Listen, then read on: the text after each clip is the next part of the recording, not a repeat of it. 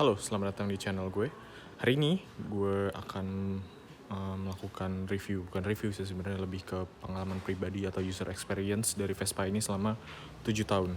Gimana rasanya gue naik motor ini selama 7 tahun? Apakah rewel banget atau biasa aja? Langsung aja kita bahas.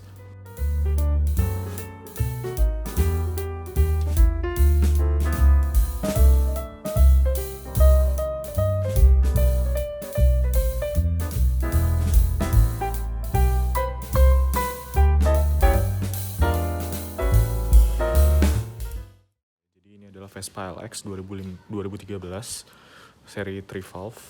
Ini dia 3 valve. Jadi pertama itu kalau yang masuk Indonesia lewat pembuatan Vietnam itu pertama adalah pakai mesin 2 valve. Sebenarnya ada sih yang masih buatan Italia tapi itu masih karburator, dan ini udah injeksi. Dan yang buatan Vietnam itu mulai masuk Indonesia sekitar tahun 2011, itu versi 2 valve. 2 tahun kemudian kalau nggak salah di 2013 keluar versi yang 3 valve, dan versi berikutnya udah ada versi sprint atau versi 125 dan lain-lain. Itu udah lumayan banyak variannya, dan versi LX ini masih dijual sampai sekarang, dan sekarang udah ada perubahannya. Kalau nggak salah udah ada lampunya udah diganti LED, dan mesinnya juga udah diganti sama mesin iGate. Nggak salah, katanya sih lebih bagus daripada versi yang 3 valve. Gue juga belum pernah ngerasain sih sampai sekarang. Dan gue pakai ini selama hampir 7 tahun. Gue beli sekitar bulan Agustus 2013, dan sekarang udah bulan 2020, bener hampir 7 tahun. Dan rasanya sih gue pakai motor ini adalah, jujur, ini motor paling bermasalah yang pernah gue punya selama hidup gue. Karena gue beberapa kali ganti motor, gue pernah pakai Mio, pernah pakai Vario dan lain-lain. Ini salah satu motor yang paling rewel dan paling fragile, paling gampang rusak dibandingkan motor-motor berikutnya, motor-motor yang pernah gue punya. Contohnya kayak Ninja itu kilometer udah 28.000 tapi masalah tuh nggak ada sama sekali. Belum ada yang sampai fatality fault atau masalah-masalah konyol. Dan ini masalah banyak banget konyol. Yang pertama kali yang gue rasain adalah di 3 bulan pertama adalah gue di jalan tuh sering mogok. Jadi pertama kali gue nyetir itu di daerah Sudirman atau mana gitu. Pokoknya gue setiap naik motor ini tiba-tiba mati karena kayak nggak ada bensinnya gitu. Pokoknya kayak nggak ada tenaganya. Gue berpikiran juga nggak mungkin dong kalau motor ini selangnya mampet atau bermasalah di bagian injektornya. Itu nggak mungkin sih. Dan kalau misalnya injektor bermasalah pun rasanya bukan kayak gitu, kayak lebih ke arah berbet. Nah ini kayak motornya mati, bener-bener nggak ada tenaga sama sekali. Kayak percikan apinya tuh udah bener-bener nggak ada. Makanya gue akhirnya memutuskan untuk ke bengkel Vespa, dan itu akan ada itu di restart ulang kalau salah ECU-nya. Katanya sih, gue nggak tahu bener apa enggak. Bensin di versi Vietnam sama versi Indonesia katanya beda. Yang gue tangkap dari mekanik itu, makanya harus di reset ulang. Dan katanya yang bensin, gue nggak mau nyebut, katanya bensin yang merek Krang itu nggak terlalu cocok sama pakai di Vespa 3 valve ini. Gue nggak tahu bener apa nggak sampai sekarang, tapi gue rasain juga kayaknya sih iya ya, karena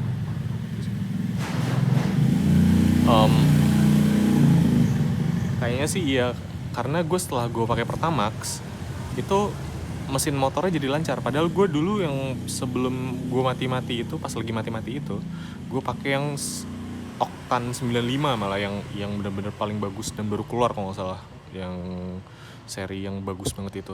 Gue juga agak bingung, berarti ini nggak terlalu cocok sama bensin yang bagus. Makanya gue akhirnya alhasil gue ganti ke Pertamax. Terus masalah berikutnya adalah, ini masalah yang paling sering ditemuin di Vespa 3 valve adalah di sektor CVT. Jadi CVT-nya tuh getarnya lumayan parah, luar biasa, ngalang-ngalangin gempa bumi kali. Gue juga kaget pertama kali nemuin motor Matic yang getarnya separah ini. Gue juga nggak tahu masalahnya di mana, dan akhirnya gue nyari. Oh ternyata ada masalah di CVT. Jadi mangkok CVT sama kampas CVT-nya itu tidak terlalu merekat, makanya jadinya ada grek kayak ada kotorannya juga sih, katanya sih gitu. Akhirnya gue mencoba untuk melakukan apa ya namanya, mantek. Akhirnya gue ganti mantek kampas koplingnya itu, terus katanya dimodifikasi sedikit sama di sektor-sektor piringannya apa mangkok dari CVT-nya, gue juga nggak tahu diapain. Pokoknya alhasil akhirnya setelah dipantek itu kalau nggak salah di IKIM itu di daerah Pondok Kelapa nggak salah, seinget gue itu biaya 500.000 dan hasilnya lumayan bagus, jauh berkurang drastis dari segi getarnya sampai 2 tahun. Nah 2-3 tahun gitu nggak salah, gue lupa. Dan sekarang udah mulai getar lagi karena gue cek itu terakhir sebelum gue servis, katanya emang udah harus ganti kampas koplingnya ini. Jadi gue nggak tahu nanti apakah akan gue ganti langsung di dalam waktu dekat ini, gue nggak tahu, belum ada waktunya juga sih sebenarnya. Dan motor ini masalahnya apalagi ya, oh iya, speedometer pernah mati sekali tapi langsung gue ganti sih. Dan ini bener-bener kilometer asli gue 32.184. Itu kalau gue hitung per tahun sekitar 5.000-an kali ya, kalau udah 7 tahun sekitar 5.000 4.000-an lah. Karena gue juga nggak terlalu make jarak-jarak panjang banget karena kan kantor gue juga nggak begitu jauh dari rumah gitu, makanya short, nggak terlalu banyak makan kilometer lah. Terus untuk ban gue pakai Pirelli. Gue sempat pakai Michelin yang apa ya nggak salah deh, gue agak lupa versinya yang itu, tapi akhirnya gue ganti ini karena dari segi tampilan lebih cocok pakai yang Unico, Pirelli Unico. Lebih unik aja sih, namanya juga Unico gitu. Serinya SL38. Gue ganti depan belakang. Dulu sih gue beli pertama kali yang versi made in Brazil, jadi tuh harganya 1,2, dan sekarang udah diproduksi sama Astra Auto Parts kalau nggak salah, dan harga turun setengah harga. Wow, jauh banget sih. Dan ini gue udah ganti depan itu ganti 2 kali dan belakang itu ganti 3 kali kalau nggak salah. Gue juga 3 kali bener. Terus juga busi gue pernah ganti, wajar karena motor udah lumayan lama. Injektor nggak pernah gue ganti karena katanya sih versi yang 3 valve ini injektor baik yang patah, karena di dalam sini coba gue cek ya. Katanya sih di wilayah sini box itu katanya banyak bermasalah sama box ini, bawahnya katanya sih tidak friendly sama injektor, jadinya hasil patah. Gue juga nggak tahu bener apa enggak, tapi gue alhamdulillahnya belum pernah kejadian sampai injektor patah, padahal mahal banget tuh, bisa 400.000 kalau salah kalau misalnya ganti. Dan aki gue pernah ganti 2 kali. Itu pertama tahun 2016, yang kedua kali tahun kemarin barusan, di tahun 2019 tahun kemarin. Dan oh ya, dinamo starter gue juga pernah kena. Di sini mana dinamonya? Oh nih, ada di sini. Dinamo starternya itu sekitar 800.000-an nggak salah seinget gue. Lumayan mahal sih. Makanya sebenarnya ngerot motor ini tuh nggak gampang-gampang banget sih, dan susah senangnya emang katanya sih Vespa ini ribet banget. Dan oh iya, gue pernah ganti relay starter juga. Relay starternya itu sekitar berapa ya, di bawah 100.000, gue lupa harganya 70 apa 80.000 gitu. Ini posisinya di sini pas itu kondisinya karena motor gue tiba-tiba nyetater terus. Nah, setiap gue ngontak tok langsung tiba-tiba starter sendiri, padahal gue pencet relay starternya ini. Katanya relay starternya bermasalah. Dan akhirnya gue pengalamannya gue harus bawa motor ini didorong sampai ke daerah Romangun. Rumah gue kebetulan di Pulau Gadung, dan arah Romangun itu sekitar 2 kilometeran, lumayan banget. Ini caur banget sih, makanya motor yang lumayan nyusahin. Dan bagian-bagian anehnya sejujurnya masih banyak banget. Gue juga saking banyaknya jadi lupa apa aja yang pernah gue ganti. Yang pasti sih kampas rem depan udah gue ganti setiap 10.000 kilo, belakang juga setiap 10.000 kilometer. Lampu depan udah pernah gue ganti. Pertama kali tuh bohlam biasa. Yang kedua kali akhirnya gue pakai Luminos, tapi Luminos itu versi biasa adalah H4. Jadi perbedaan H4 sama HS1 adalah posisi mata kakinya. Jadi ketika lu pasang H4 di sini, jadi lampu jauh itu jadi lampu dekat itu lampu jauh, jadi kebalikan. Jadi dan posisinya itu nggak bisa diakalin. Kalau gue sih nggak berani untuk ngakalin karena ini masalah kelistrikan kan, jadi nggak berani gue apa-apain. Untuk pajaknya sekitar 400 ribuan karena gue progresif ketiga motor ini, jadi agak mahal juga sih sebenarnya. Terus apalagi ya, ban juga kalau misalnya udah agak tua lo harus memperhatikan ini tuh sering banget kempes, dan ini katanya mudah rentan untuk getas. Jadi makanya kalau misalnya lo udah 3 atau 4 tahun mendingan langsung ganti yang versi besi aja, karena biasanya besi itu meskipun karatan sih tapi lebih awet daripada versi yang karat ini kalau udah lama gitu.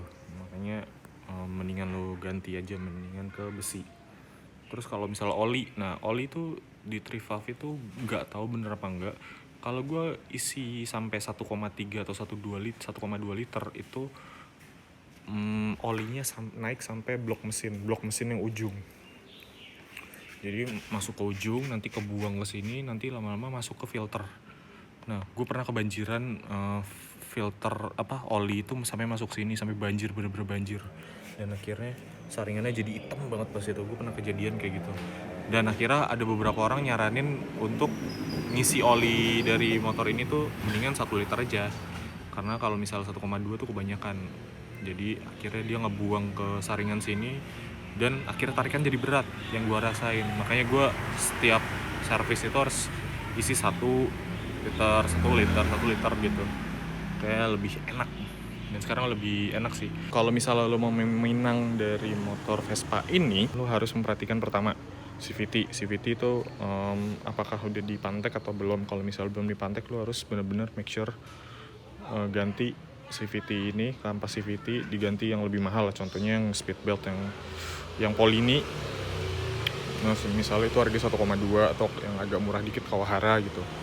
Bisa sih dipantek, tapi agak sayang gitu. Nanti juga bakalan kumat lagi. Katanya sih mendingan lo pakai versi yang udah jadi aja. Contoh misalnya Polini, Malossi, atau Kawahara yang agak murah gitu.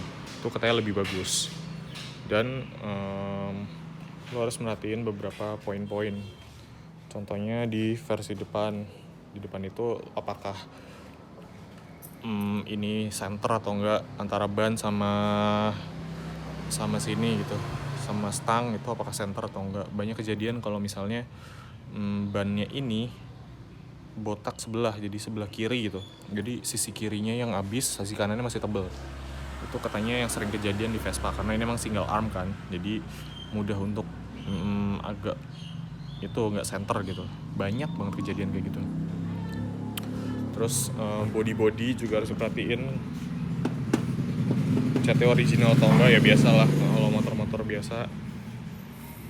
Kalau motor-motor itu harus perhatiin. Terus kalau misalnya udah agak tua nih LX, ini banyak kejadian jahitannya itu tuh mulai lepas.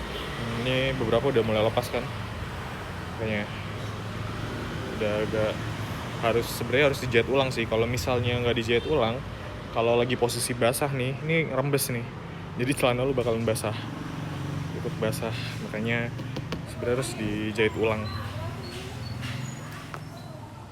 Selebihnya itu aja sih yang gue sampein. Overall sih gue sejujurnya gue nggak begitu puas pakai motor ini. Ada ikatan batin aja sih sebenarnya pakai motor ini. Jujur ini salah satu motor terlama yang pernah gue punya. Salah satu motor terlama dan paling rewel. Kenapa? Makanya mungkin kalau motor-motor yang lain gitu nggak ada masalah gitu. Jadi kayaknya nggak ada ikatan emosional antara motor sama gue sendiri. Akhirnya jadi kayak biasa. Jadi gampang untuk kejual. Dan ini kayak agak berat untuk misalnya gue jual gitu misalnya. Makanya gue akan motor ini jadi motor yang terlama gitu. Itu juga susah untuk diungkapin dengan kata, karena biasanya kalau lu ngomong benci padahal lu asli cinta sama motor ini. Makanya Jadi itu aja vlog gue kali ini. Jangan lupa like, subscribe, dan kalau misalnya mau nanya langsung di kolom komentar aja. Sampai jumpa di video berikutnya. Bye.